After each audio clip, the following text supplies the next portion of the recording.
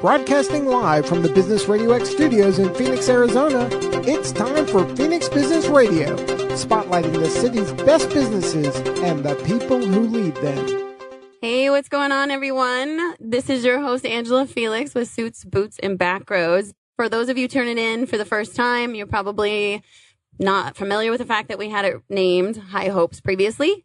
Some of you that are aware are probably wondering if I scrapped that or ditched that. Negative. That is not the case. I felt that we needed to change the name of the show just so I could get a little bit more in. I'm the type of person, I like to fall in love with everything. Like, I fall in love with life. And if I'm not all the way in. So I sat around kind of thinking about, why am I not getting, Phoenix Business Radio, they have takeaway items, right? Tasks. I'm not getting these things done. And I found this because I wasn't passionate enough about it. I had passion, but I wasn't passionate enough about it because I wasn't in love with it. So I was honest with Karen. I said, this is what's going on. She said, we sat down, we talked about it, and I came up with a new name.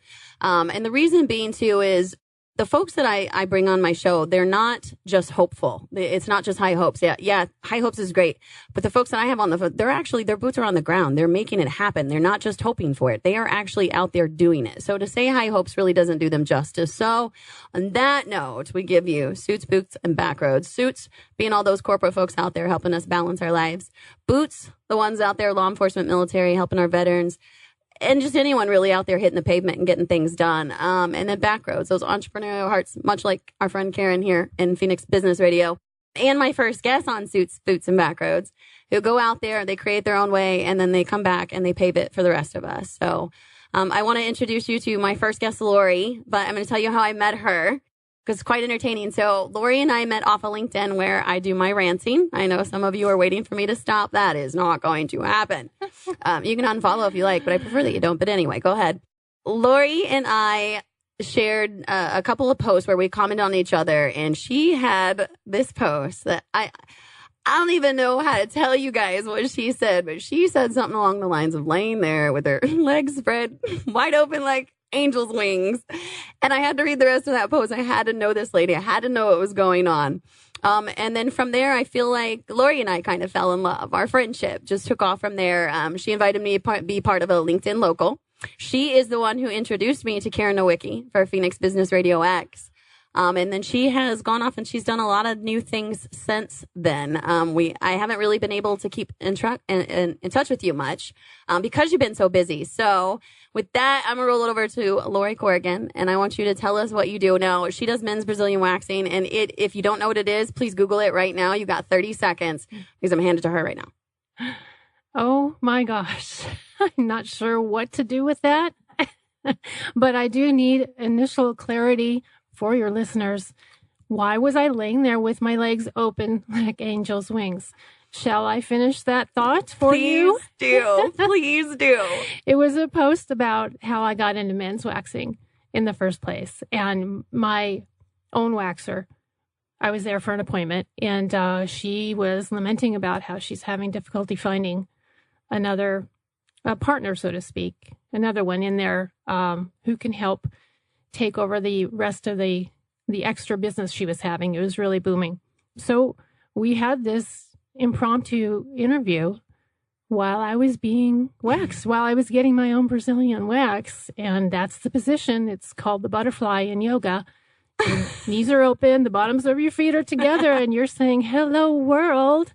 This is me in all my glory and almost nakedness, about to be hairless. Yeah, it was just a really natural thing. It didn't feel weird at all because that's what I was going to be doing with men ultimately. So it was a great transition.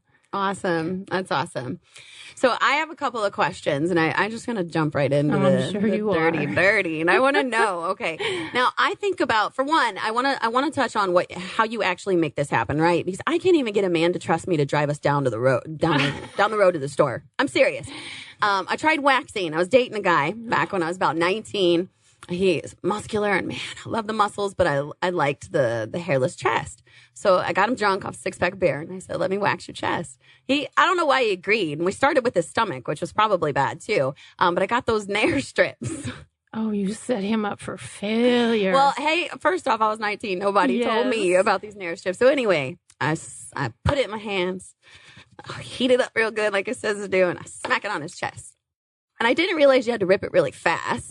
So I ripped it a little slow, and that made him bleed. So he stopped me and said he needed to drink more beer. So he drank more beer, and then I ripped it off, and it left a giant square-sized hickey on him. So how do you, and he never trusted me with anything near him again. Like I said, couldn't even get him to let me drive us. So how do you get these men to even walk in your door, whip out their junk, so to speak? I mean, that's not really how it's going down. Now, obviously, you're going to tell us, but, you know, they're putting themselves in a position with their junk in your face, essentially. How do you get them to do that? That's a really excellent question. And they ask that themselves before they walk in, or actually before they head over to the website, because that's where the blog is filled with some really quick 60-second reads of how that's done. There's also a video on there of a men's Brazilian from start to finish. So those two tools are the best things I send them over to. But just planting the seed. And let me just go back to your escapade there. Alcohol. Oh, yeah. Sensitizes the skin just a little bit. And you gave him a little bit too much leeway with the skin. When the skin's sensitized, it's going to be more of a discomfort feeling. I don't like to say pain because for me, my clients don't experience pain. They experience discomfort. And that's because of product choice and technique. And of course, expertise. The way I do the waxing is not generally what's taught in school. It takes, I like to call a mentor to teach you how, because in the wrong hands, oh my gosh, it absolutely will injure. And if that's the bar of my industry, is to go in and hope you're not injured. Oh, wow. That's awful. That's like laser with so many who are not actually qualified to do it are burning people. And now people are thinking, oh, well, it's just commonplace for laser to be burned. No, it's not. And it's not commonplace for your skin to be ripped. Gotcha. That was great that you did the try on doing it. We did those the try. Over-the-counter commercial things. They don't work. Very inferior product. Yeah, I struggle with that. I wish they would be taken off the market because that is a lot of people's first impact to waxing. Yeah. And you're not supposed to know the difference. Why would you think there is a tier of quality in product? There's a huge, expansive, different types of products do different things. And a lot of product is cheaper than the stuff I use. And too many people who do this are in it to make money. That's just a weird thing for me. When you're doing any personal service, if your focus is padding your own bank account, you're not doing your clients any favor. Right. Now, talk to me. You say there's a difference between discomfort and pain. Talk to me about that difference. Pain is something that stays with you for a while. Your bone breaking and sticking through the skin. I'd even go so far as to say piercings in some places. That's pain. What I do is discomfort because it's like a Band-Aid sting when you pull it off real fast. The action is the exact same. Okay. Depending on your own skin sensitivity, you'll feel hardly a sting or you'll have a lingering sting.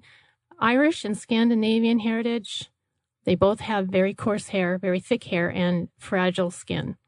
So when you try to take hair out by the root on those two types of bodies, it could be more discomfort, but with correct product and the knowledge of how to pull hair in what direction, how much product to put down.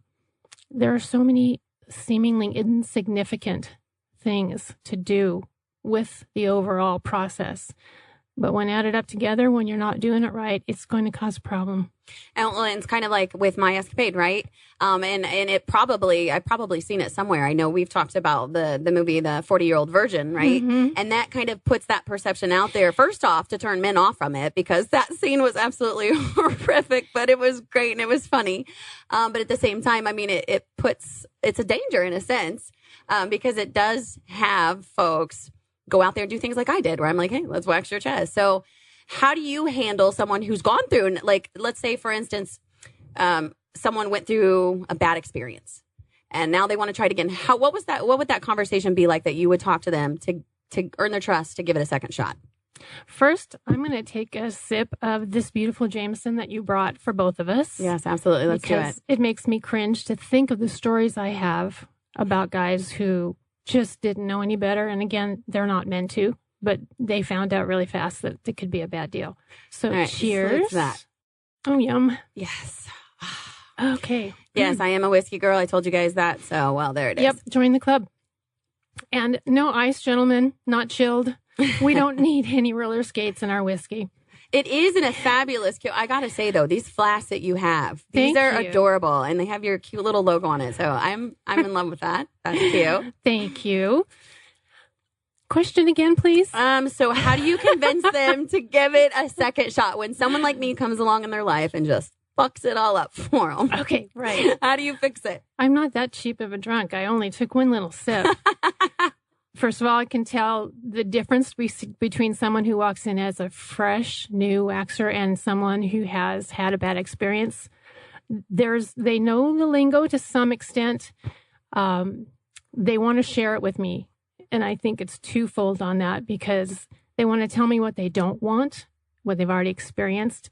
And they want to make sure I know they want a different experience psychologically and physically. Gotcha. So we have a talk. When I see a client book, that's when I take action. Okay. If in the notes where I ask if there's anything they want to tell me, if they say they've had their last wax, so-and-so, I know they've done it and they are familiar at least with it. And I'll get to know them. Another sip for you.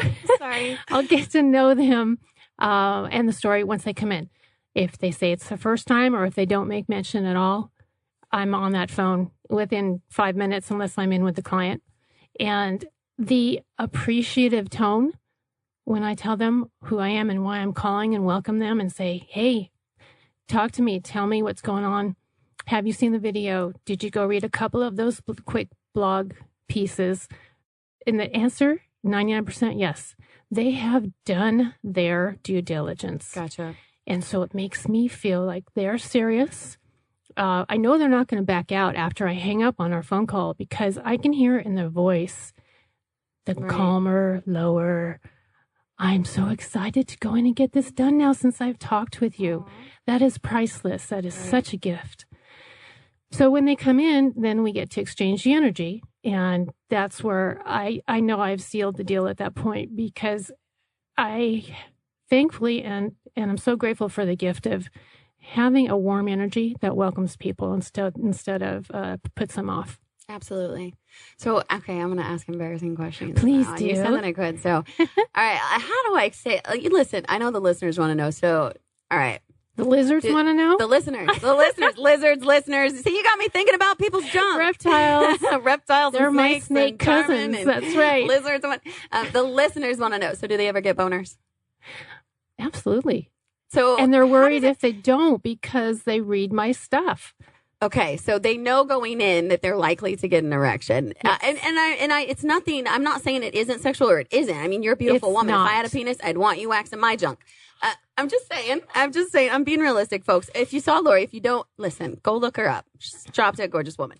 Any man would be a fool. But so the thing is, though, is when you're waxing them and they're getting a boner. Now, they're probably thinking in my head, oh, God, I'm embarrassed. She's going to think I have a sexual attraction. Now, you already know that's not the case, and hopefully they were all educated. But how does that, like, what happens? Like, just what happens? How does it even happen? Like, the body's physiological just touching or tell me about it. Yes. And thanks for asking the difficult question. That's one of my main points for calling them is to make sure they did read the first article in the blog, pitching a tent on the waxing table. There are a few points I make clear in there that, yes, it's a common occurrence. No, it doesn't have to happen. And no, there's nothing wrong with you if it doesn't. Typically, it's an ebb and flow thing throughout the service. And especially the first time when the adrenaline is so high, they can't see straight for all the fear and adrenaline influence on them. They often don't even know they're getting an erection because they're so over-focused. They could be popped with a pin. They're so full of adrenaline. Gotcha. I see everything. I see their body movements and the facial and the breathing. The breathing almost stops because even though we've had a chat when they come in, we've had that chat on the phone and they've read the article and they hear the words and they digest them, they're subconscious is, oh my fucking God, it's happening. Right. And I'm cringing just thinking about it, and I don't even have a penis. But you can understand. And there's another point. If I can interrupt myself, we ladies get just as aroused as the guys do. They have the misfortune of having their plumbing on the outside. So guys, it is not just you. We, as per usual, get to finagle things a little bit and hide it. We get to hide it, yes. So when it starts to happen, I will not ignore it. Everything is out in the open. Those 4 walls are for safety and non-judgment zone. And I will say, how are you doing with what's happening down here? Because the conversation is quickly ended. Whatever we were talking about, there's been an immediate stoppage because his thoughts now are on the, oh my gosh. Right. And he can't even focus on what we were talking about because I'll ask him after that. And they can't remember because the fear, it's so artificially implanted in our culture. So I am one woman waging this war on letting guys be guys. They just want to come in and get their stinking hair taken off. And there's a whole social stigma associated with it. And it's not even, I know a lot of people say when they talk, and my friends and stuff, they tease if men gets waxed, that, oh, they're metrosexual or this or that, and maybe they're this and that. And I don't even think it's necessarily the case, because when I was in the military, there were men in there who would shave their arms so they could swim faster. They would shave different body parts for various reasons. Maybe they had to tape, depending on what their position was, they had to tape something to their body. I know law enforcement's often wearing a lot of heavy equipment, those bulletproof vests, things like that. I couldn't imagine having to have that constantly tugging on the chest hair. So I don't necessarily think of it just like a metrosexual thing. So why don't you tell me a little bit about who do you see? Who is your client? Who are your clients? Not specifically, but just give us kind of a rundown of the people that come and see you. You named a handful of them. Metrosexual is a word that I will pull out of somebody's mouth and stitch it shut and tell them, please don't ever use that again, because it has no meaning. Right. It's just one of those random made up pieces of our language to judge and label. And they'll also say, oh, if you get personal services like manis and petties, you must be one step away from gay, which I cannot even compute a person who is that shallow, that misunderstanding what he's saying. I don't think they understand what they're saying, but it hurts nonetheless. Sure. So in addition to the groups you've said, pro ball players. Okay, I could see that. Every one of them, especially baseball, especially ones who are wearing the tight uniforms. Basketball, it's more comfortable, but man, and then motorcycle cops in particular. Oh, yeah, I could imagine that too. From what I understand, their uniforms are a mix of poly and wool. And then they have often the chest wear, leather boots, helmet, sitting on top of a hot motorcycle engine in August. So I don't know about you as a woman, but when it's 90 degrees outside and we have underwear on, it's uncomfortable. And we're wearing cotton underwear. These guys, if they could take their skin off, they would do that. So just to come in for a Brazilian, when hair gets that sweat soaked, it is no longer a wicking agent. That's an argument I hear people challenge me with.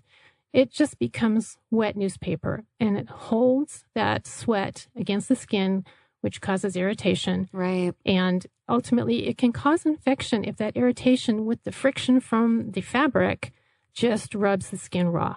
And why even deal with that when you have options? Well, yes. All because of the stigma that society has placed on it is why they're dealing with it. So, and that's where you're coming into play, and you're breaking that. I don't know if you guys know that Lori, I think I mentioned it though, she's also the host of The Naked Truth. So that's a podcast you can catch. She interviews her own guests as well.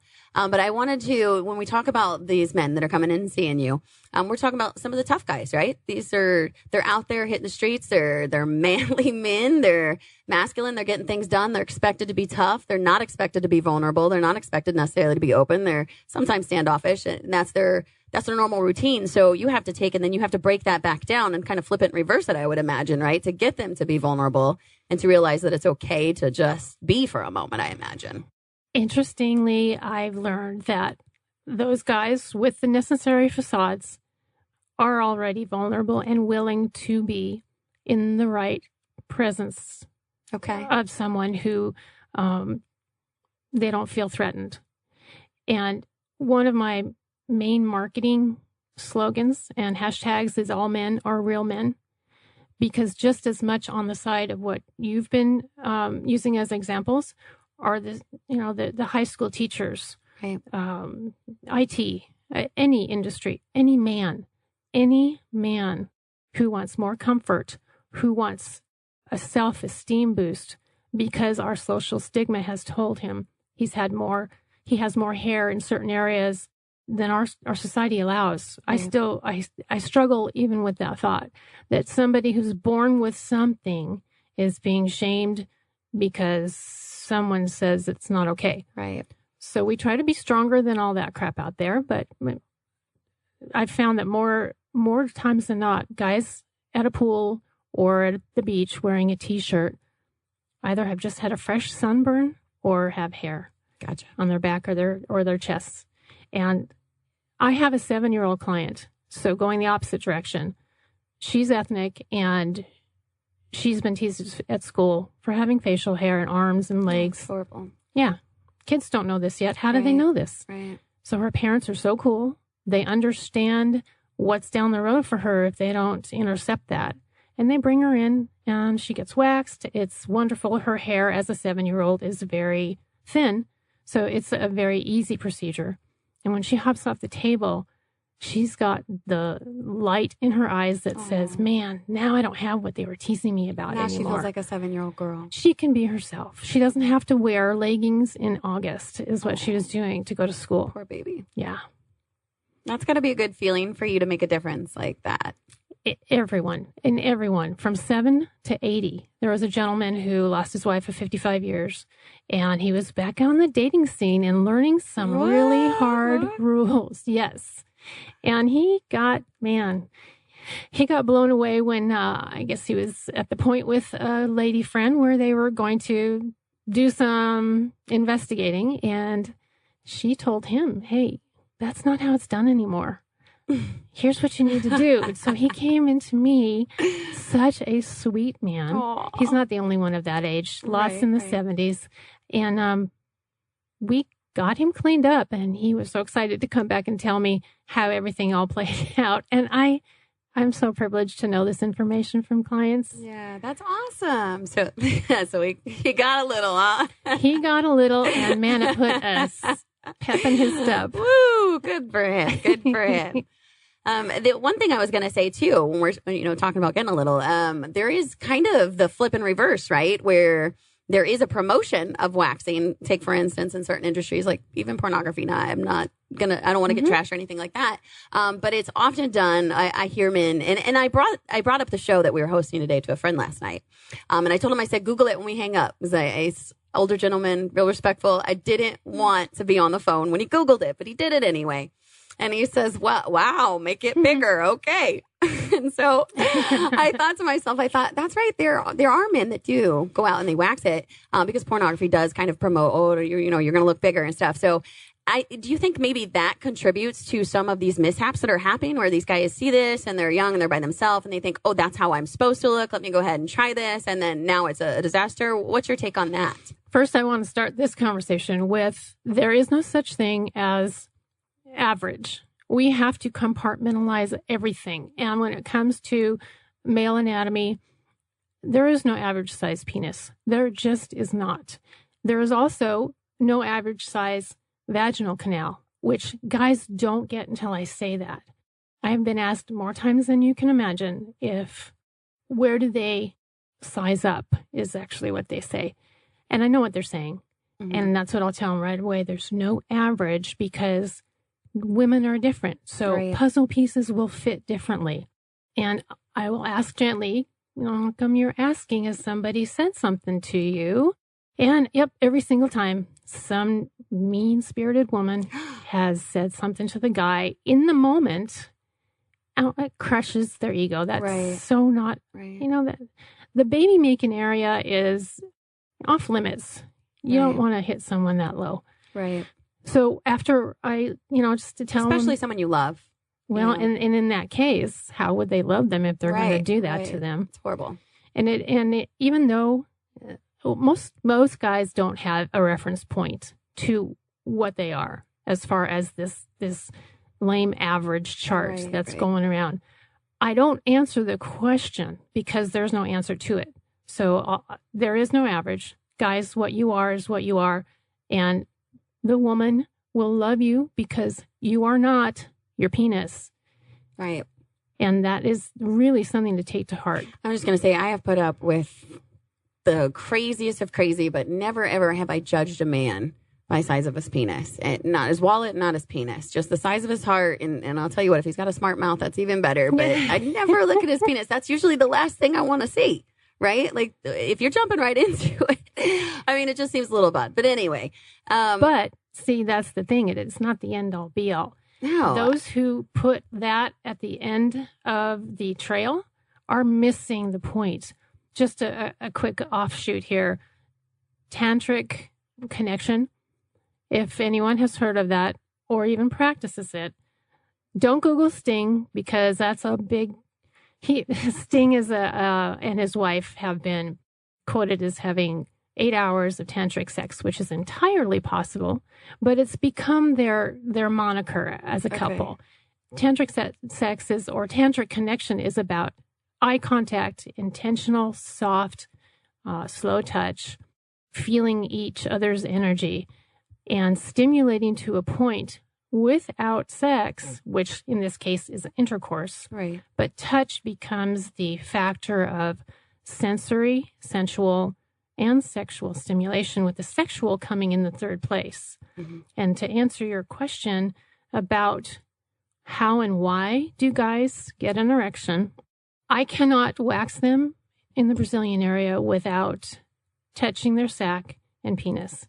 Throughout the procedure, which is about 40 minutes, I'm doing it in different ways in order for the wax or the hair to show itself so I know where to put the wax. At the end, to finish, I tweeze and putting oil on the sac. It has to be rubbed in so I can get the residual wax off. Gotcha. So all the stuff they ask for. Exactly. I've heard more than enough times, and I will even say it to jump to what they're thinking so they know it's okay to question what the hell's going on here. I'll say, it feels kind of like a massage, doesn't it? And they'll almost imperceptibly just nod their heads. And I'll say, it's okay because this is sensory. This is not sexual. So I don't want to embarrass any of the men or anything, but I do want to ask, because I was talking to a friend about this, and they said they used to do piercings for men down there. Mm-hmm. And he said that he pierced someone and they actually had an orgasm in the middle of that. Have you experienced that? And I imagine, are these guys mortified, or like, I know that you've already talked to them, you've already prepped them, but I mean, still in that moment, I would think they would be mortified. Yeah, there are, spontaneous ejaculation is the thing, not very often, and certainly not encouraged by, you can smell a perv a mile away. Gotcha. So all you pervs out there, I know you can identify yourselves. Yeah, don't bother coming in so you can. I'll put a boot in your ass if accidentally, you do. Right. No, that might. I'm just kidding. Yeah. I'm just kidding. They might like it. So. Yes. So in the few times it's happened over the years, there's so many signs I see. Something like that where, again, you're fueled with adrenaline and fear. And you already typically, not always, have an erection because, the misnomer is that guys cannot climax unless they're hard. A semi-hard, semi-soft, yes, you still can. I know. So when I see there is a facial expression of sheer terror is what it is. And I have small claws next to me at all times. It happens in a blink of an eye. Once they realize it, it's already, the freight train is in motion. Gone. Yes. So I'll grab a cloth, cover, and just step away. And as I'm walking away, I'll say, just let it happen. We'll be able to finish your service so much better now. This has been an issue with guys who have tried to push it away. The service stops. Of course, I'm going to stop the service, and then we're going to talk. everything's okay. We'll start again and it'll revisit. And the clock's ticking. I want to get the hair off of him because that's why he came in. Right. And so you're not there to romance him. No, and he's not there to do what he's doing. Right. So stopping is it's the only caring thing to do. Don't push him through it. And it just makes it for a better outcome. We don't talk about it afterwards. It's an understanding that this stuff happens. And for waxers and massage therapists aren't touching the area, but they're still touching the skin, and it's still a sensory response. And the body doesn't know anything other than that. And it's going to respond the same way. So at least for someone who is actually touching the junk, having to manipulate it, at some point, making it feel like a pleasurable experience once the waxing's done, I need to pinch the skin on the sac. Ooh, very and they gently. are okay with that. No, very gently. So I can see the hair pop up of the remaining hair. I gotcha. And it does feel like a massage. Okay. I'm not going to manhandle him in any way. I'm going to get another drink of whiskey for I know, this. I'm going to grab one too. We're getting deep, guys. Not that kind of deep, you pervs. Oh my gosh. You have such a wit. Ooh, and whiskey. So go ahead. I wanted to ask then. Okay, so I'm just, I think some of my coworkers are listening, so it's going to be kind of embarrassing. I hope not. But so thinking about like the sexual stimulation and stuff, I would also think too, I know from when I started waxing as a woman, it does boost your confidence. You feel sexier. And when you feel sexier, the sex is better. So it improves your sex life. And then when you have a good sex life, you're happier, you're healthier, things just start to flow. Do they ever give you feedback on how it's changed or improved their sex life? Oh, I bring it up. Do you? Okay, tell me about it. I want to know. Yes. I used to keep notes, but now I remember people. And I remember what we talk about for the most part, especially those who struggle. And there are a number of benefits to waxing, and each person comes back with different things. That's the highlight for sure. But almost in order, the ass grass is removed. The ass grass, is that what they call it? That's between the cheeks. So the Brazilian is the hair above the pubic bone. We call it the triangle. That's the massive hair. That's the shaft, the sac, and between the cheeks. A lot of guys don't get that triangle hair done. They like to keep that bit of, I don't know, it's a security thing. It makes them feel more masculine, which is totally fine. So typically shaft, sac, and crack. And that's a whole nother service you can choose if you don't want that. It's on the menu. If you don't want full Brazilian. So you can get a la carte. You can get like balls, or you can get just the crack, or you can get shaft, sac, and crack. Because if you're coming in, we'll piece it together. We will piece it together, but that's what's on the now is there service menu. Is there any one area that's more sensitive for a man than another on there? Because all of those sound painfully sensitive. No. Pain is interpretive, and it's respective to each individual, just like with tattoos and piercings. What I'll learn about you is, or the man is when they come in, is if their skin is sensitive, how much so. I have 50 minutes to begin with new clients, whereas a lot of waxing places do what I don't understand. It's called speed waxing, and it takes 15, 20 minutes. I don't want to know what that is because that doesn't sound like I was going to say that sounds like one of those little here's a six-pack jobs that I did. Which may work for some people. I want to put some time into it. I need guys to feel comfortable and not rushed. So, and how many guys do we really think are returning to those 15-minute clinics? They're probably going to a different one. There's no relationship building there. There's no trust being built up in that 15 to 20 minutes that they're just yanking off that hair and sending them on like they're an invoice, right? You do things a lot differently. Yeah, I do, with product choice and technique and expertise and attention to the client. Mm-hmm. Yeah, I hear a lot of stories about their first time, and it's heartbreaking. And in fact, I worked at a place where the newer hire was just out of school and promised she was comfortable working with men, and it turns out she wasn't. And she also wasn't telling the owner that she knew she was injuring guys. Gotcha. Oh, and she wouldn't come back for more education. She set everybody up for failure. And so one guy, this just makes my skin crawl. One guy texted pictures from urgent care just to say, hey, you've got to watch what's going on in there. I don't want to give you any legal trouble, but here's me today. And it looked like someone had taken a meat tenderizer to his sack because too many times of pulling that wax off. This is the scary thing with my industry, and this is why I can't change the industry. I can certainly do things differently, right? And I do. And my wonderful clients are so happy. They've found safety and they've found rapport with me that men don't leave reviews. My guys do, because they want to help others know that there is something out there. That's so awesome. The website has all that.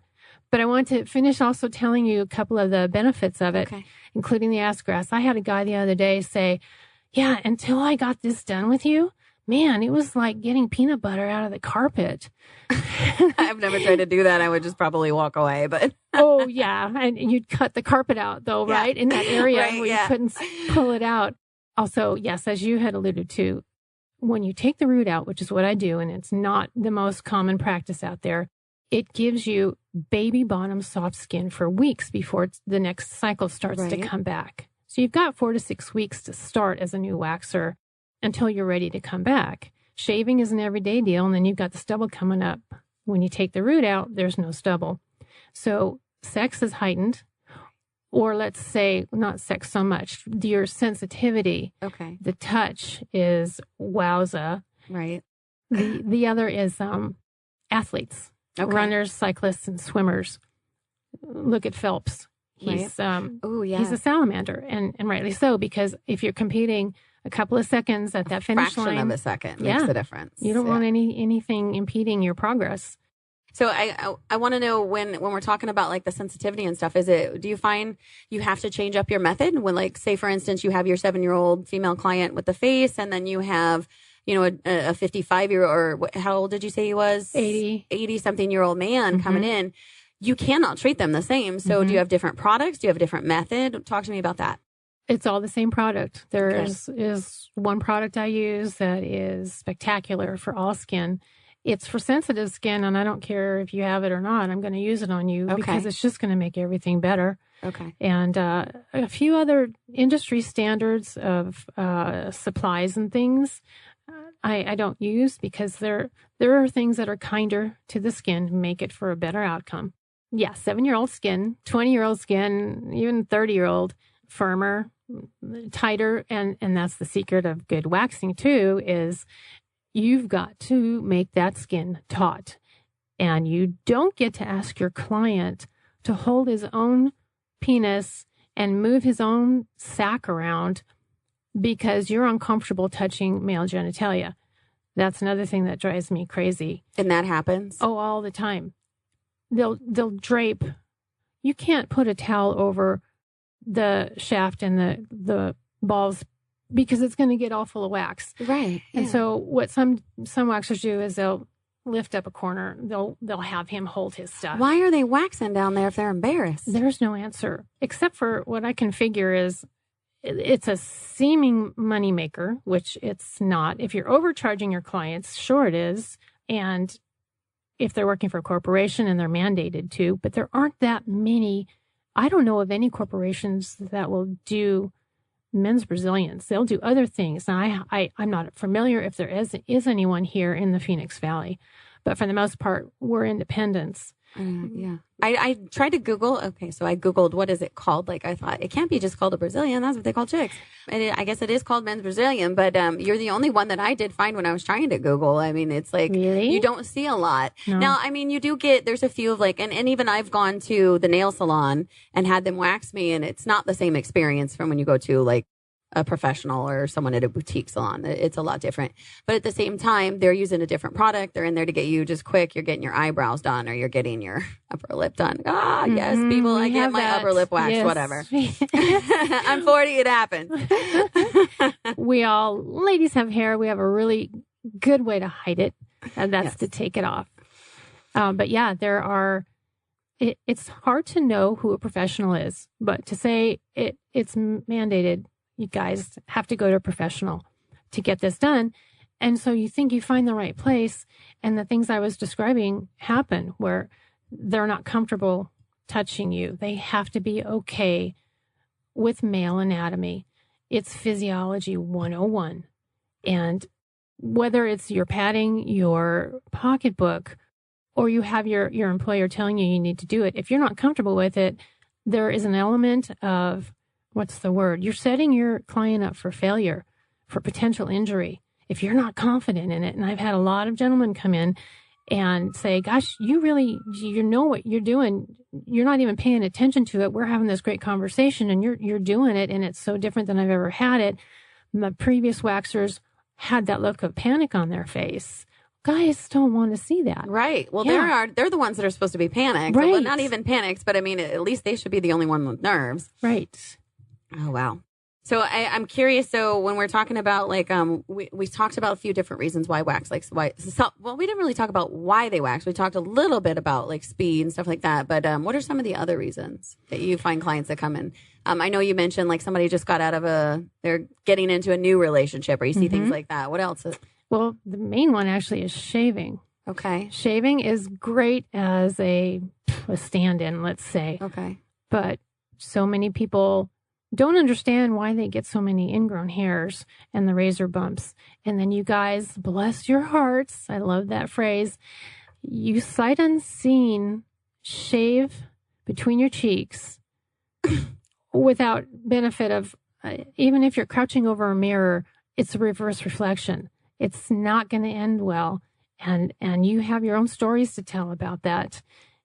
Shaving, there's something else out there. They know it is, and that's when they start looking. Okay. And you guys don't talk to each other. If you only just even wrote each other a quick text, hey, look, I did this. You don't have to have the face-to-face conversation. Could you imagine, though? They don't. You're right. They don't. I don't think I've ever heard a man say, hey, man, I got my balls waxed today. Yep. I know maybe But 5. us girls do. Like, I'll be like, oh, we'll tell you when we're on the way. We'll ask you if you want to go with and tell you that they got a discount going on. And that's right. Thanks for saying that.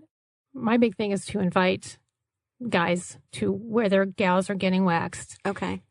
Not for me to ambush them, but for them to see how their ladies are waxed. I know you're curious. I know you want to at least find out what's what with this whole thing. And there's no better way than to sit and talk with me.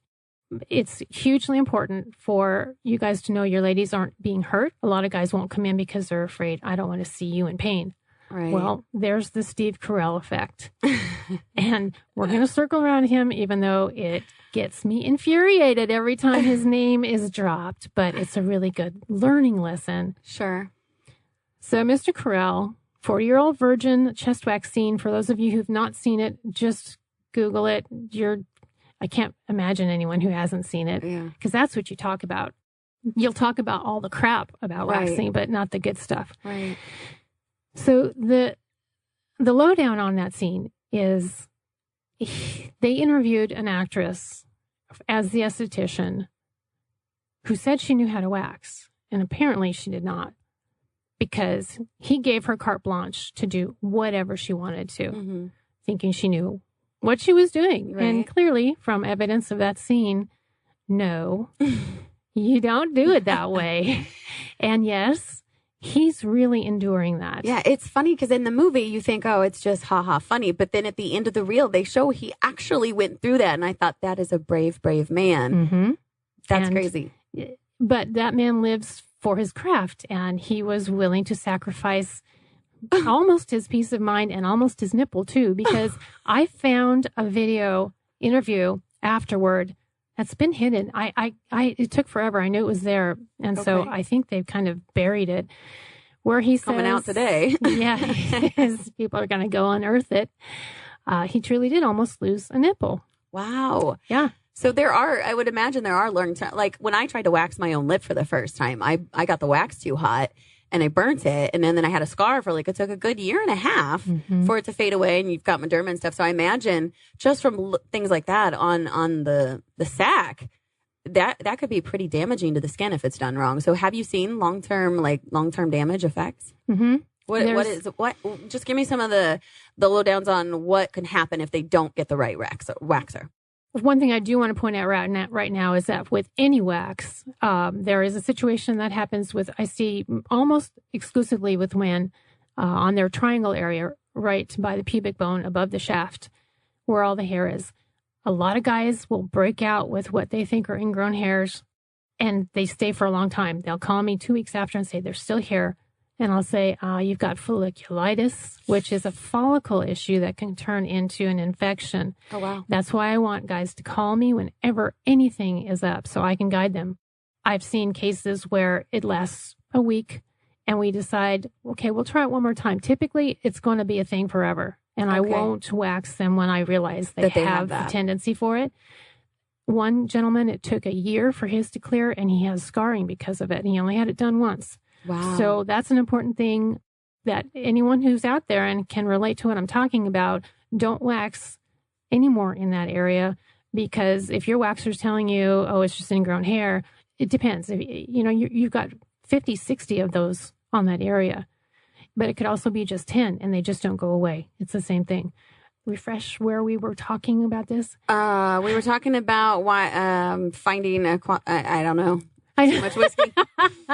Karen, I think you should have did a better job regulating us. I'm going to blame somebody. I'm just kidding. Oh, the scrotum and how to work with it. Yes. That is the and the long-term damage that you've seen. Yes.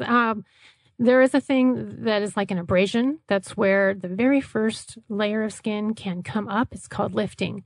And that happens. That's how I find out if someone has more sensitive skin than in that area than others. So you test, essentially. You're kind of testing. I see it as I do it. Okay. I'm doing the whole thing as I do it to see, because the different parts of the genitals, there are 5 different, what I like to say, countries, because they all respond differently as far as growth, regrowth, skin texture, and all that stuff. So the scrotum is what guys are afraid of. That loose skin on most it needs to be pulled. Too. Yes, and rightly so, because that's where the injuries tend to happen. Gotcha. So if I see someone lift, then I will take precaution and do things the next time to prevent what might be a recurring thing. And then we figure out what it is. We use those precautions, and then it's not an issue anymore. Very, very few guys are not candidates. Their skin is too sensitive. Like, again, it's the full-bred Irish, the full-bred Scandinavian. They struggle with it. But otherwise, you got to know how to handle the sac. And you do have to handle the sac to wax right. You cannot have your clients do that with the type of wax I use, because it stays sticky. Gotcha. And it can be really bad, really fast, which is why when you call, gentlemen, call ahead and ask if they use strip wax. And if they say no, it's too dangerous, they've never used it, they've never trained themselves in it, and they're giving you bad information. Okay. Now, when you say strip wax, describe that to me. There's a difference between soft and hard wax. Hard wax is like bubble gum. It sets up on your skin so you can just pull it off with your fingers. Okay. And that's a surface removal for the most part. What I do is a root removal. Okay. You come back in 3 weeks for the surface removal because they didn't engage the body's metabolic level of having to regrow that hair, which is where you get the expanse of time, the continued expanse with every appointment you go to. You get an extra couple of days on the time you can wait to come back, starting at 4 to 6 weeks. And depending on your own metabolism, that drives, ultimately, we're going to 3 months. I have a lot of clients I see 4 times a year because they've reached that plateau of, I just need to clean up because not much is even growing anymore. Now, it is not permanent for all your hair. Right. But a lot of it. And it's funny you say that because just yesterday, I got in the car with my teenage daughter. She's 16. She turned 16. She got a boyfriend. So all of a sudden she's shaving her arms. And I'm thinking, well, why did you shave them? And she said, well, I don't want to have hairy arms. And I said, well, no, I can understand that, honey, but you should wax it. And I tried to tell her, and I don't know if this is a myth or like an old wives' tale or whatever. I said, but if you shave it, it's going to come in darker and coarser. I don't know if that's true or not, but is it? That's a great question, because what it is on a surface removal is you still have the thicker root right under the skin. You're not getting that root, which comes up thicker because if you look at a hair shaft, it's thin at the point and comes down. And that's what the stubble is for the guys on their face. That's just the rest of that, what they took off at the surface, coming up to finish its growth before the next cycle comes behind it. Okay. That is what it is. It doesn't come in thicker. It's finishing up, growing through so the next one can come through. And that makes sense. There is the old wives' tale of that. Shaving is a never-ending thing. It doesn't make any hair go away. It's just go the away. surface. And so surface removal in waxing is a very similar thing. So to educate clients, that's a big thing for me, is to educate clients so they can make the best decisions. Right. I encourage them to go other places if they're not sure they want to stay with me. Great, do it. I want you to see what's out there and what works for you. 99% of the time, where do they go? So tell me then, if they're back. not going to you, or if they want to go to you, whatever the case may be, how do they go about finding a qualified waxer? I mean, I would not have even thought to look for a male-specific Brazilian waxer if I hadn't met you. I wouldn't have known that existed. So how would they go about finding a qualified waxer? Head over to the website, Snake Charmer AZ, as in Arizona, snakecharmeraz.com. Go to the blog, and I believe it's the last article. It's how to interview and make that call and say, here, can you answer some questions for me? And they'll know you are educated. Okay. It's not a scary thing. You get to say, and this is important, what is your policy when a client gets an unintended erection? Okay. If they say, which a lot of them will, well, at the beginning, your esthetician will step out of the room so you can get back to normal. And if it happens again, we will ask you to leave. So right there, they're set up for failure. See, now I kind of almost want to call somebody on air right now and just ask them, be like, hey. Oh, yeah. Next time. I'll give you the numbers because I know where they are around here. Oh, look at that burn. No. All right. Well, good. Well, we're starting to run out of time, and I do want to make sure that we share some information here. So your website, snakecharmeraz.com. Folks, go out there, check her out. You're on LinkedIn too, right? Mm-hmm. It's now the LinkedIn link that you have, linkedin.com/in, then Corrigan Lori. Is there a better way for them to find you on LinkedIn? Yeah, they can just search Lori, Corrigan, Phoenix. Okay, perfect. And then you're on Facebook, Snake Charmer Body Waxing. Mm-hmm. Look that up. Also, too, what about out-of-state clients? Do you have clients that maybe they fly in? Because you talked about athletes, right? Yeah. So they come in for seasons and whatnot. Yeah. How does that work? Do they need to call and book that with you ahead of time or walk in? What's the deal? It's an awesome system. It's booked 3 months in advance. It's right on the internet, right on the website, right on the first page. And also, I have a good percentage of clients who come in from out of town. They do this in conjunction with business trips, but they tell me ultimately that they do the business trip around them being ready for their waxing because they are scared to pieces to try to find anyone, even though I've got those instructions for them to find someone. They'll tell me they've looked and looked and looked, and they're 2 hours away, and they don't want to commit that. So they're going to be here anyway. They want to come in and wax, and I'd say it's about a quarter of my clientele are from out of state. Awesome. So you kind of got a wide gamut of folks seeing you. Yes. And ladies as well. Just want to make that point. I do men's and women's, but we ladies are on board with this personal service. Oh, I'm definitely on board. For anyone who thinks that I have any doubt, no, go get it waxed. And we're comfortable too. Yes. Guys are not, so they have a safe place. And I would imagine it would, I mean, I'm just not trying to go trash again, but I imagine you probably get more blowjobs if you wax. I'm just saying. This is the thing, the mouthfeel. You know, there's the Robitan fruit that has spikes on it. And when you open it, it's got the really soft ball-like fruit inside. I know. So, yeah, there's a mouthfeel. And if we all floss already, we don't need to do it again. Oh, boy, we're down to like 30 seconds here. We're in. We got 5 minutes. All right, keep going. I want to hear. And so, yes, clients and I have fabulous discussions. Okay. They become in vein of what we're talking about, sex. And sure. Oh, boy, lots of them come in because they're at their wits' end of trying to get communication open with their wives in a almost dead, if not dead, relationship. And they think in their sweet, innocent, loving way that I'm just going to de-hair my balls and sack, and then I know she'll come running back to me. Okay. And it's heartbreaking because they'll come back afterward and say, she didn't even take notice. And when I pointed it out, she said, yeah, so. Wow. I think that's just the wrong relationship, probably. For there are so many. Yeah. There are so many. So many men are in sexless relationships, and our culture does not allow, unless you have an arrangement with your spouse or girlfriend, for you to find it elsewhere. Right. So they do it a lot for themselves, which is beautiful. That's great when someone's saying, yeah, I'll love you to do it, but do it for you. Right. Absolutely. All right.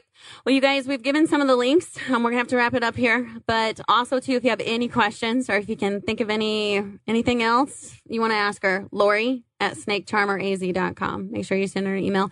That's it for Suits, Boots, and Backroads, folks. Bye.